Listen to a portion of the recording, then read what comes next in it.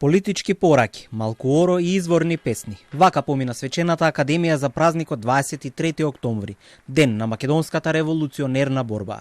Министри, пратеници, директори, градоначалници во првите редови, а на говорницата председателот на владата со осврт на историјата, со животот и на политичките актуелности.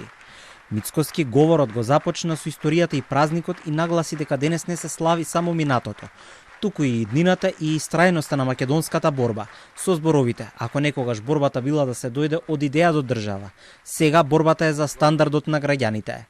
Низ призма на тоа треба да се гледаат евроинтеграциите, посочи премиерот, и повтори дека нема одстапка од барањето гаранции, дека покрај уставните измени нема да има други пречки на патот и непринципиелни барања од Бугарија.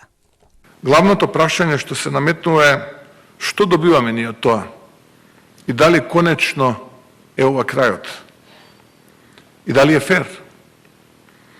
Секој наш следен потек мора да биде низ призмата на одговорот на овие прашања и заштитата и обезбедување прво на гаранции дека ова ќе биде последно и дека ќе добиеме нешто кое што е опипливо и предвидливо, важно за државата и граѓаните, а потоа и нашиот источен сосед да покаже европски вредности и на ист начин да одговори за македонската заедница во Бугарија.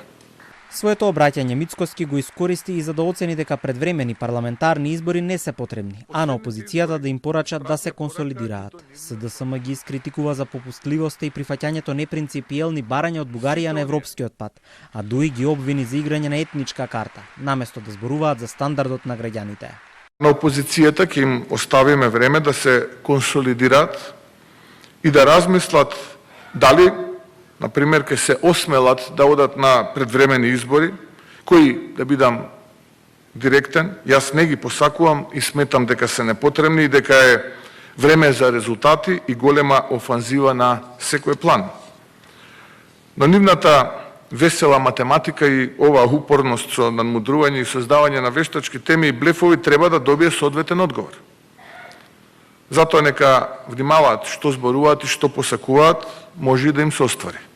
Македонија е татковина и дом на македонците, албанците, турците, ромите, србите, власите, бошњаците и други националности. И да не дозволиме некој да не дели по вера, јазик и етничка припадност, заклучи премиерот во својот говор.